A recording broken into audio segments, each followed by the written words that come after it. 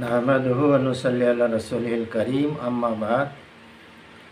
সম্মানিত দিনী ভাই বন্ধুগণ, আজকে আমরা একটা গুরুত্বপূর্ণ আকীদার কথা আলোচনা করব। ওইটা হইল আল্লাহ তাআলা কোথায় আছেন? আরশে আছেন না সব জায়গায় বিদ্যমান আছেন? এটা আজকে আমাদের আলোচ্য বিষয়। এটা গুরুত্বপূর্ণ এই জন্যই বলতেছি যে এটার মধ্যে ওলামাগণের মতানৈক্য আছে, জটিল ধরনের মতানৈক্য আছে। একদল ওলামা বলতেছেন যে আল্লাহ তাআলা সব জায়গায় বিদ্যমান, আরেক দলে এর বিপরীত কথা বলতেছেন যে আল্লাহ তাআলা আরশে আছেন, অন্য কোনো জায়গায় বিদ্যমান না। এটা এই জন্যই জটিল। প্রত্যেকের দলিল আছে। আমরা প্রথমে দলিলগুলা দেখি, এরপরে শুদ্ধ কোনটা বের হয় ওইটা আমরা বিশ্বাস করব।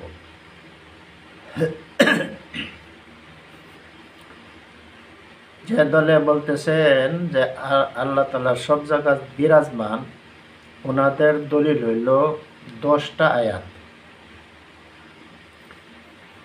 এই 10টা আয়াত আমরা এখন পড়ব আপনাদের সম্মুখে। প্রথম 1 নম্বর দলিলটা হইল সূরা আল বাকারার 115 নম্বর আয়াত। আউযু বিল্লাহি মিনাশ শাইতানির রাজিম। ওয়ালিল্লাহিল মাশরিকু ওয়াল মাগরিবু ফাআইনামা তুওয়াল্লু ফাসাম্মা ওয়াজহুল্লাহ। আল্লাহ তাআলার মশরিক মাগরিব সব আল্লাহ তাআলার জন্য। তোমরা যেদিকে মুখ ফিরাইবা ওই দিকে আল্লাহর চেহারা পাইবা। এই দলিলের দ্বারা ওনারা বলেন যে সব জায়গাত আল্লাহ তাআলা বিরাজমান। দ্বিতীয় দলিলটা হইল সূরা আল বাকারার 186 নম্বর আয়াত। ওয়াইদা সাআলাকা ইবাদি আন্নী ফাইন্নী কারীব। আল্লাহ তাআলা রাসূল সাল্লাল্লাহু আলাইহি ওয়াসাল্লামকে বলতেছেন যে সময় আমার বান্দারা আমার কথা জিজ্ঞাসা করবে তোমার কাছে, তুমি বলিয়া দিও যে আমি অতি নিকটে আছি। এখানে আমরা পাইলাম একটা আয়াত দ্বারা যে আল্লাহ সব দিকে আছেন। এই আয়াতে পাইলাম আল্লাহ তাআলা মানুষের অতি নিকটে। এই অতি নিকটের আরো 2টা আয়াত আছে। সূরা কাফ 16 নম্বর আয়াত, এটা 3 নম্বর দলিল হইতেছে ওয়ানাহনু আকরাবু ইলাইহি মিন হাবলিল ওয়ারিদ। আমি তার অতি নিকটে, শাহরুখ থেকে আরো নিকটে। 4 নম্বর দলিল সূরা আল ওয়াকিয়া 85 নম্বর আয়াত ওয়ানাহনু আকরাবু ইলাইহি মিনকুম ওয়ালাকিন লা তুবসিরুন। আমি তার অতি নিকটে, তোমরা যেরকম নিকটে আছো এর থেকে আরো বেশি নিকটে, কিন্তু তোমরা আমাকে দেখো না। এখানে 3টা আয়াত পাইলাম আমরা। এগুলা কি পাইলাম? যে আল্লাহ তাআলা মানুষের অতি নিকটে।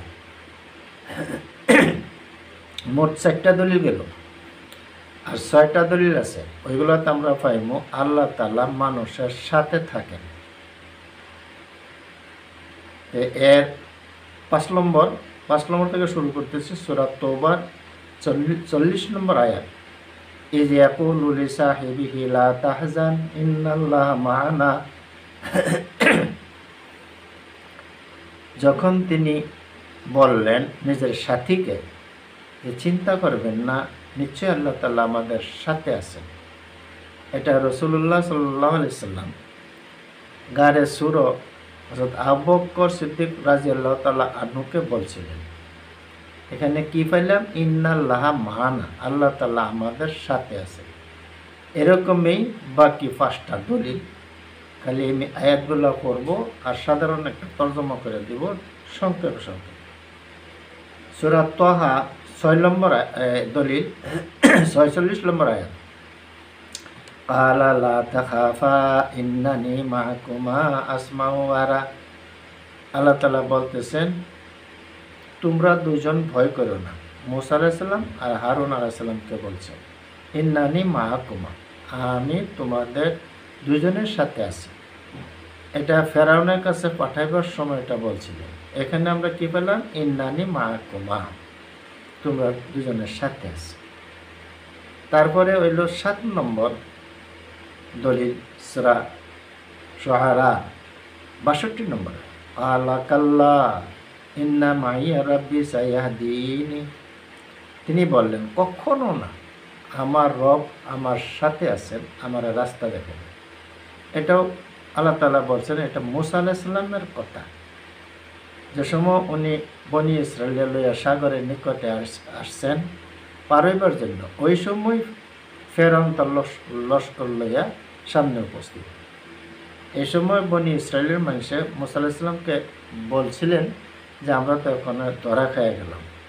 এর উত্তরে উনি বলছিলেন, কাল্লা, কখনো না, আমার রব আমার সাথে আছেন, আমার রাস্তা দেখেন। এই সাথে থাকার 7 নম্বরটা গেল। 8 নম্বর হইল সূরা মুহাম্মদের 35 নম্বর আয়াত, আল্লাহু মাআকুম, আল্লাহ তোমাদের সাথে আছে। এটা গেল 8 নম্বর। 9 নম্বর সূরা আল হাদিদ, ওহুয়া মাআকুম আইনামা কুনতুম, তিনি অর্থাৎ আল্লাহ তোমাদের সাথে আছে, তোমরা যেখানে থাকো না কেন। 10 নম্বর সূরা মুজাদালা 7 নম্বর আয়াত, মা ইয়াকুনু মিন নাজওয়া সালাসাতিন ইল্লা হুয়া রাবিউহুম ওয়ালা খামসাতিন ইল্লা হুয়া সাদিসুহুম ওয়ালা আদনা মিন যালিকা ওয়ালা আকসারা ইল্লা হুয়া মাআহুম আইনামা কানু। তিনজনে যদি কোনো জায়গায় কানাকানি করো, আস্তে আস্তে কথা বলো, জেনে রেখে ওইখানে 4 নম্বর আল্লাহ তাআলা আছেন। 5 জনে করলে জেনে রেখো 6 নম্বর আল্লাহ তাআলা আছেন। কমে বেশি জনে আলোচনা করো, আল্লাহ তাআলার সাথে আছেন, এটা মনে রাখবা, তোমরা যেখানেই থাকো না কেন। এই 10টা আয়াত, 10টা আয়াতের মধ্যে আমরা পাইলাম 3টা কথা। আল্লাহ তাআলা মানুষের নিকটে আছেন, আল্লাহ তাআলা মানুষের সাথে আছেন, আর যেদিকেই মুখ ফিরাইবা ওই দিকেই আল্লাহ তাআলা আছেন, অর্থাৎ আল্লাহ তাআলা বিরাজমান। এই 3টা কথা পাইলাম, মনে রাখতে হবে এখানে 3টা কথা। এখন দেখি দ্বিতীয় দলের দলিলগুলা, যারা বললে আল্লাহ তাআলা আরশে আছেন। 1 নম্বর দলিল সূরা ফুরকানের 59 নম্বর আয়াত, আল্লাযী খালাকাস সামাওয়াতি ওয়াল আরদা ওয়া মা বাইনাহুমা ফি সিত্তাতি আইয়ামিন সুম্মা ইসতাওয়া আলাল আরশে, যিনি মানে আল্লাহ তাআলা আসমান জমিন আর তার মধ্যের গ্রহ নক্ষত্র 6 দিনে সৃষ্টি করছেন, অতঃপর তিনি আরশে সমাসীন হয়েছেন। এরকমই 2 নম্বর দলিলটা সূরা ইউনূস 3 নম্বর আয়াত, ইন্না রাব্বাকুমুল্লাহুল্লাযী খালাকাস সামাওয়াতি ওয়াল আরদা ফি সিত্তাতি আইয়ামিন সুম্মা ইসতাওয়া আলাল আরশি ইউদাব্বিরুল আমর, তোমাদের রব আল্লাহ তাআলা যিনি আসমান জমিন 6 দিনে সৃষ্টি করছেন, তারপর আরশের সমাসীন হয়েছেন, ওইখানে কাম কাজ পরিচালনা করেন। এই 2টা আয়াতে আমরা কি পাইলাম? এখানে আমরা 3টা কথা হইতেছি। একটা কথা হইল স্পষ্ট যে আল্লাহ তাআলা আরশে আছেন, জমিনে না। আর একটা কথা হইল উপরে আছেন। এরপরে 3 নম্বর কথা যেটা, এটা হইল আল্লাহ তাআলা আসা যাওয়া করেন। আসা যাওয়া কি হিসাবে বোঝা গেল? যে আল্লাহ তাআলা আরশ ছাইরা 6 দিনের জন্য মহাশূন্য আসিয়া এই আসমান জমিন আর গ্রহ নক্ষত্র সৃষ্টি করার পরে আবার গিয়ে কি হয়েছেন? আসন গ্রহণ করছেন ওই আরশে। এটাই বোঝা গেল আল্লাহ তাআলা আসা যাওয়া আছে। তা আমরা এই দ্বিতীয় দলের মধ্যে 3টা বস্তু পাই। আল্লাহ তাআলা আরশে আছেন, তার মানে উপরে আছেন, নিচে না, জমিনে না। আর আল্লাহ তাআলা আসা যাওয়া করে, যে আসা যাওয়া করে সে সব জায়গায় বিরাজমান না, বিদ্যমান না, এটা পাই। ঠিক এরকমই 3টা কথা পাইমো আমরা সূরা ফুরকানের 25 নম্বর আয়াতে। এটা 3 নম্বর দলিল। ইয়াউমা তাশাক্কাকুস সামাউ বিল গামামি ওয়া নুজিলাল মালাইকাতু তানজিলা, যেদিন আসমান বিদীর্ণ হবে মেঘমালার মাধ্যমে আর ফিরিস্তাগণকে নামায়া দেওয়া হবে। এই আয়াতের ব্যাখ্যা করার গিয়া ইবনে কসিরে একটা হাদিস আনছেন, ওইটা সংক্ষেপে বলতেছি যে যত মানে মানব দানব পশু পক্ষী যাদের হিসাব দিতে লাগবো সব হাসরের দিন ওই হাসরের ময়দানে উপস্থিত থাকব। এরপরে আসমানগুলো বিদীর্ণ হবে, 7টা আসমান বিদীর্ণ হবে, আর প্রত্যেক আসমান থেকে যত ফিরিস্তা আছে সব ওই হাসরের ময়দানে উপস্থিত হবে। এরপর আল্লাহ তাআলা উপর থেকে ফিরিস্তার মাধ্যমে আগমন করবেন বিচার করার জন্য। এখানে আমরা কি পাইলাম? যে আল্লাহ তাআলা উপর থেকে আসবেন ওই কিয়ামতের দিন এই ময়দানে। আল্লাহ তাআলা আগে থেকে বিরাজমান না, বিদ্যমান না, আসবেন বিচার করার জন্য, বিচার করবেন। এরপর এই জায়গাতে আর থাকবেন না, এটা আমরা পাইলাম। তো 3টা কথা, 3টা আয়াতের দ্বারা আমরা এই 3টা কথা হইতেছি। আরো 2টা দলিল আছে এই 3টা কথার। একটা হইল আল্লাহ তাআলা যে জান্নাত মানুষরে দেখা দিবেন দিয়ে আবার যাইবেন না। দেখা দেওয়ার জন্য আল্লাহ তাআলা জান্নাতে যাবেন। আল্লাহ তাআলা জান্নাতে থাকেন না, জান্নাতে যাইবেন, মানুষকে দেখা দিবেন, জান্নাতি মানুষকে, এরপরে চলিয়ে যাবেন। চলিয়ে যাওয়ার সময় মানুষে বলবো যে আল্লাহ আরও কিছু সময় আপনার থাকেন। আল্লাহ তাআলা উত্তর দিবেন যে পরে আবার সাক্ষাৎ হবে। তো বোঝা গেল আসা যাওয়া আছে। আর আল্লাহ তাআলা ওই উপর থেকে আসবেন, আরশ থেকে আসবেন। এটা হইল 4 নম্বর দলিল। 5 নম্বর দলিল হইল আল্লাহ তাআলা শেষ রাত্রে এই আমাদের প্রথম আকাশ যেটা, এই আকাশে আসেন, আবার যান গা। প্রত্যেক রাত্রে শেষ রাত্রে আসেন। এই যে আসা যাওয়া, আসা যাওয়া যে করেন তিনি সব জায়গাত কিনা বিদ্যমান না। এই 5টা দলিল, এই 5টাই যথেষ্ট। 5টার দ্বারা আমরা কি পাইলাম? যে আল্লাহ তাআলা উপরে আছেন, নিচে না। তার মানে জমিন, পৃথিবী এটা হইল আল্লাহর আরশের নিচে, হইল আল্লাহর আকাশ, আকাশের নিচে হইল জমিন। তাই নিচে না, উপরে আছেন, তার মানে আরশে আছেন, জমিনে না। আল্লাহ আসা যাওয়া করেন, তার মানে আল্লাহ সব জায়গা বিদ্যমান না। বিদ্যমান থাকলে আসা যাওয়া করতেন না। এই 3টা কথা এখানে পাইলাম, আর ওইখানেও 3টা কথা পাইলাম। এখন আমরা দেখি 1 নম্বর গ্রুপ যেটা, দল যেটা, তাদের দলিল দ্বারা আমরা কি পাই? জমিনের মধ্যে, তার মানে আকাশ থেকে নিচে যেটা জমিনের মধ্যে আল্লাহ তাআলা বিরাজমান, জমিনে আছেন। তার মানে সৌরজগতের এলাকা, যেহেতু পাওয়া হয়েছে পূর্ব পশ্চিম আল্লাহর জন্য, তো পূর্ব পশ্চিমটা আমরা সূর্যের দ্বারাই হয়, এলে সৌরজগতের এলাকার আল্লাহ তাআলা বিরাজমান। এই আয়াতগুলোর দ্বারা বোঝা যায়। এখানে 2টা কথা, নিচে আছে আর বিরাজমান, 2টা কথা পাইলাম। দ্বিতীয় গ্রুপের কথা পাইলাম আল্লাহ তাআলা নিচে না, উপরে আছেন, মানে আরশে আছেন। আর কি? আল্লাহ তাআলা এক জায়গায় আরশে আছেন, আর আল্লাহ বিরাজমান না, আল্লাহ তাআলা বিরাজমান না। তো 2 দলের কথা এখানে পুরা কি আছে? একটা বিপরীত, কোনো মিল নাই। মূল কথা আমরা পাইলাম।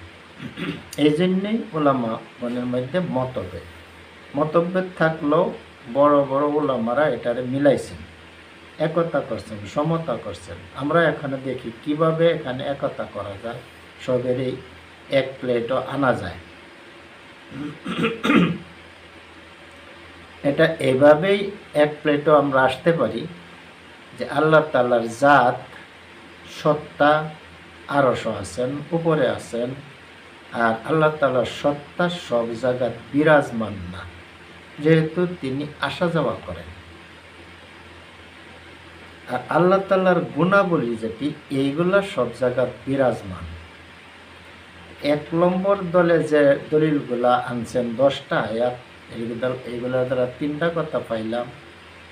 হ্যাঁ, এইটা হইল আল্লাহ তাআলা যে বিরাজমান, আল্লাহ তাআলার সত্তা বিরাজমান না আল্লাহ তাআলার গুণ বিরাজমান। দেখেন, আল্লাহ তাআলার ইলিম, আল্লাহর ইলিম, আল্লাহর জ্ঞান সব জায়গার সমান বিরাজমান, যার জন্য আল্লাহ তাআলাকে বলা হয় সর্বজ্ঞ। এরপরে আল্লাহর কুদরত, শক্তি সব জায়গার সমান বিরাজমান, এই জন্যে বলা হয় সর্বশক্তিমান আল্লাহ। এরপরে আল্লাহর মানে শ্রবণ, শুনন, এটা সব জায়গায় বিরাজমান, যার জন্য বলা হয় আল্লাহ তাআলা সর্বশ্রোতা। তারপরে আর দর্শন, দেখা, আল্লাহর দেখাটা সব জায়গায় সমান বিরাজমান, এই জন্য কওয়া যায় আল্লাহ তাআলা সর্বদ্রষ্টা বা সর্বদর্শী। তাই আমরা এখানে একতা করলাম এইভাবেই যে আল্লাহর জাত উপরে আছে, আরশ থাকেন আল্লাহ তাআলা, আল্লাহ তাআলার জাত সত্তা সব জায়গায় বিরাজমান না, আল্লাহর গুণাবলী সব জায়গায় বিরাজমান। এই একতা আসলে সব আয়াত যার যে জায়গাত নিজের শুদ্ধ অর্থরূপে থাকে, কোনো ব্যতিক্রম এখানে হয় না। আশা করি আমরা সবই বুঝছি আমাদের বিশ্বাসটা কি থাকবো, কি আমরা এখানে আমাদের আকীদাটা কি হবে, যে আল্লাহ তাআলা সত্তা, আল্লাহ তাআলার সত্তা আরশ, আর আল্লাহ তাআলার সত্তা কিনা সব জায়গায় বিরাজমান না, আল্লাহ তাআলার গুণাবলী সব জায়গায় বিরাজমান, আমরা এই বিশ্বাসটা রাখি। তাই আজকের আলোচনা শেষ হয়ে গেল, আমরা এখন সবই এক হয়ে গেলাম, এক প্লেটে আসতে পারলাম, সবের বিরোধ যারা ছিল বিরোধ উঠে গেল। এরপরে এখানে দিয়ে একটা কথা কওয়ার দরকার আছে। কেউ যদি এরকম বলে, মানে 1 নম্বর দলের মানুষের কেউ যদি বলে যে না, আমি এই কথা মানি না, আমরা এই কথা মানি না যে আল্লাহ তাআলার সত্তা সব জায়গায় বিরাজমান না, এরকম যদি কেউ বলে যে আল্লাহ তাআলার গুণাবলী যেরকম সব জায়গায় বিরাজমান, আল্লাহ তাআলার সত্তাও সব জায়গায় বিরাজমান, এরকম যদি কেউ বলে, তাকে আমরা কিভাবে বুঝাইব? শুনেন, তাকে বুঝাইতে হবে, দেখো, তুমি যদি আল্লাহর সত্তারে সব জায়গায় বিরাজমান পাও, তো তোমার 2টা বড় ক্ষতি হবে। কি? একটা তোমার কি হবে? কুফরি করা হবে, আর একটা হইব তোমার শিরিকি করা হবে। কুফর আর শিরিকি করলে তোমার চিরকালের জন্য আর জান্নাত পাইবা না, জাহান্নামে চিরকাল থাকতে হবে। কুফরিটা কিভাবে হয়, কিভাবে হবে? দেখেন, দ্বিতীয় দলের যেগুলা দলিল আছে এখানে, এগুলোর মধ্যে আছে আল্লাহ তাআলা আরশ আছেন, আরশ আছেন, উপরে আছেন, আর আল্লাহ তাআলা আসা যাওয়া করেন।